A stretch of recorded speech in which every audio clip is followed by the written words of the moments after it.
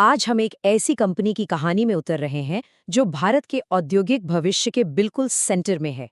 Energy mission machineries यानी EMIL। पर यह सिर्फ एक कंपनी की कहानी नहीं है, ये मेड इन इंडिया के उस बड़े सपने की कहानी है जो दुनिया को एक नया चैलेंज दे रहा है। चलिए शुरू करते हैं। स्क्रीन पर ये जो दिख रहा है ये सिर्फ एक मशीन नहीं है। इस मशीन की एक एक बारीकी के पीछे एक घरेलू एम्बिशन की कहानी छिपी है जो एक ग्लोबल मार्केट को सीधी टक्कर दे रही है। ये मेड इन इंडिया की असली ताकत का एक सिंबल है। ठीक है, तो जरा इस मैदान का साइज समझते हैं। हम बात कर रहे हैं भारत के इंडस्ट्रियल मशीनरी मार्केट की, एक ऐसा सेक्टर जहां अवसर अरबों का है और दांव भी उतने ही ऊंचे हैं। अब जरा इन नंबर्स पर गौर कीजिए, ये कहानी का एक बहुत अहम हिस्सा बताते हैं। सिर्फ CNC प्रेस ब्रेक का बाजार ही ले लीजिए, करीब 2000 करोड़ का मार्केट, जिसमें से लगभग 1200 करोड़ का माल बाहर से आता है। ये सिर्फ एक नंबर नहीं है, ये एक बहुत बड़ी निर्भरता है। और यही वो गैप है, वो मौका है जिसे EMIL जैसी कंपनियां भरने की कोशिश कर रही हैं। तो सोचिए कोई मैन्युफैक्चरर है तो उसके सामने क्या चॉइस है। एक तरफ है महंगी इंपोर्टेड मशीनें जिनकी कीमत अक्सर दोगुनी होती है और सर्विस के लिए लंबा इंतजार करना पड़ता है। और दूसरी तरफ है एनर्जी मिशन जैसा एक घरेलू चैंपियन जो सही दाम, समय पर डिलीवरी और भरोसेमंद लोकल सर्विस का वादा करता है। ये स्लाइड उस असल प्रॉब्लम को दिखाती है जिसे EMIL हर रोज सॉल्व कर रही है। तो चलिए अब मिलते हैं हमारी कहानी के मेन कैरेक्टर से, वो कंपनी जो इस चुनौती का डटकर सामना कर रही है, एनर्जी मिशन मशीनरीज। और देखिए, ये कोई रातों रात की कामयाबी नहीं है, ये 25 साल की मेहनत का नतीजा है। 1999 में एक छोटी शुरुआत से लेकर 2024 में एक बड़े IPO तक, हर एक मील का पत्थर इनकी नींव को और मजबूत करता गया। और उनका मिशन एकदम साफ और सीधा, सिर्फ मशीनें बनाना नहीं बल्कि एक पूरा पैकेज देना, बेहतरीन क्वालिटी, दुनिया से मुकाबला करने वाली कीमत और सबसे जरूरी ग्राहकों के लिए भरोसेमंद सपोर्ट। ये मिशन सीधे बाजार की नब्ज पर हाथ रखता है। ये आंकड़े इनकी कहानी खुद बयान करते हैं। दुनिया भर में 7000 से ज्यादा मशीनें, 600 से ज्यादा तरह के प्रोडक्ट्स। ये कोई छोटी मोटी कंपनी नहीं है। USA से लेकर UAE तक इनकी मौजूदगी, इनकी सोच और इनकी पहुंच दोनों को दिखाती है। तो सवाल ये है कि ये करते कैसे हैं? क्या है इनकी सफलता का सीक्रेट सॉस? चलिए इनकी स्ट्रेटेजी को डिकोड करते हैं। सब कुछ यहीं से शुरू होता है।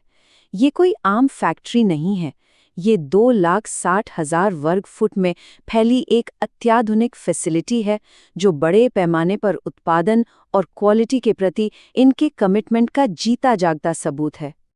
और इस फैसिलिटी के अंदर सब कुछ इन हाउस होता है, मतलब छोटे छोटे पुर्जे बनाने से लेकर फाइनल मशीन को असेंबल करने तक पूरी प्रक्रिया इनके अपने कंट्रोल में है। इसी को वर्टिकल इंटीग्रेशन कहते हैं और यही इनकी क्वालिटी और भरोसे की गारंटी है। लेकिन बात सिर्फ मैन्युफैक्चरिंग तक ही सीमित नहीं है। इनकी असली ताकत का फॉर्मूला इन चीज़ों से बनता है। लेटेस्ट टेक्नोलॉजी में निवेश करना, लगातार नए प्रोडक्ट्स लाना, पूरे भारत में फैला सेल्स नेटवर्क और ग्राहकों को फॉरेन सर्विस देना। ये एक पूरा 360 डिग्री अप्रोच है। ठीक है, तो स्ट्रैटेजी तो सुनने में बहुत अच्छी लगती है, लेकिन क्या ये वाकई काम करती है? अब जरा सबूत देखते हैं, वो आंकड़े और ग्राहकों की बातें जो इनकी सफलता की कहानी कहती हैं। ये डोनट चार्ट एक बहुत दिलचस्प बात बताता है। ये किसी एक इंडस्ट्री पे डिपेंडेंट नहीं है। फैब्रिकेशन, फर्नीचर, इंफ्रास्ट्रक्चर, इनका कस्टमर बेस इतना फैला हुआ है कि बाजार के किसी एक सेक्टर में उतार चढ़ाव से इन्हें ज्यादा फर्क नहीं पड़ता। ये एक बहुत ही स्मार्ट मूव है। चलिए अब कुछ जरूरी आंकड़ों पर जल्दी से नजर डालते हैं। सबसे पहले रेवेन्यू यानी कंपनी की टोटल कमाई। फिस्कल ईयर 26 की पहली छमाही में इसमें 4% से ज्यादा की ग्रोथ हुई है। ये एक मजबूत और स्थिर शुरुआत को दिखाता है। अब बात करते हैं मुनाफे की। EBTA में करीब 19% की जबरदस्त बढ़ोतरी हुई है। अब ये EBTA क्या है? आसाम भाषा में ये कंपनी की ऑपरेशनल प्रॉफिटेबिलिटी दिखाता है, मतलब अपने कोर बिजनेस से वो कितना पैसा कमा रही है। ये आंकड़ा बताता है कि कंपनी बहुत एफिशिएंटली काम कर रही है। और आखिर में नेट प्रॉफिट, यानी सारे खर्चे निकालने के बाद जो शुद्ध मुनाफा बचा, इसमें भी 16% से ज्यादा की बढ़त है। ये तीनों आंकड़े मिलकर एक ही कहानी कहते हैं। एमएल न सिर्फ बढ़ रही है बल्कि बहुत मुनाफे के साथ बढ़ रही है। आंकड़े तो एक तरफ हैं, लेकिन असली कहानी तो कस्टमर बताते हैं। श्री विजय कुमार की बात सुनिए। वो कहते हैं कि वो तो सिर्फ इम्पोर्टेड मशीनें ही देख रहे थे, लेकिन उन्होंने EMIL को चुना और वो उसके परफॉर्मेंस से बहुत खुश हैं। ये एक लाइन में इस कंपनी की पूरी कहानी कह देती है, एक भरोसेमंद देसी विकल्प। तो ये तो थी अब तक की कहानी। अब नजर डालते हैं भविष्य पर।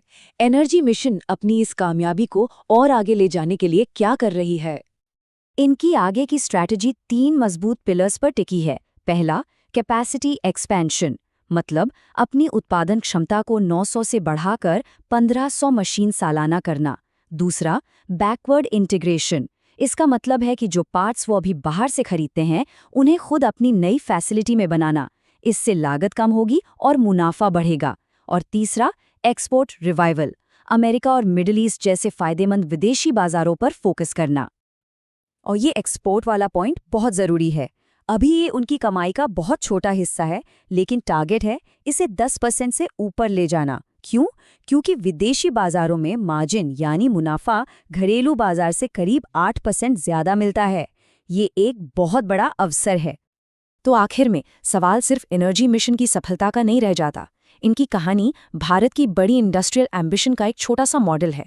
सवाल ये उठता है कि क्या ये सिर्फ एक कंपनी की जीत है, या ये उस बड़े बदलाव का संकेत है जहां मेड इन इंडिया का टैग सच में मेड फॉर द वर्ल्ड बन सकता है? इस सवाल का जवाब हमें आने वाले सालों में मिलेगा और ये देखना वाकई दिलचस्प होगा।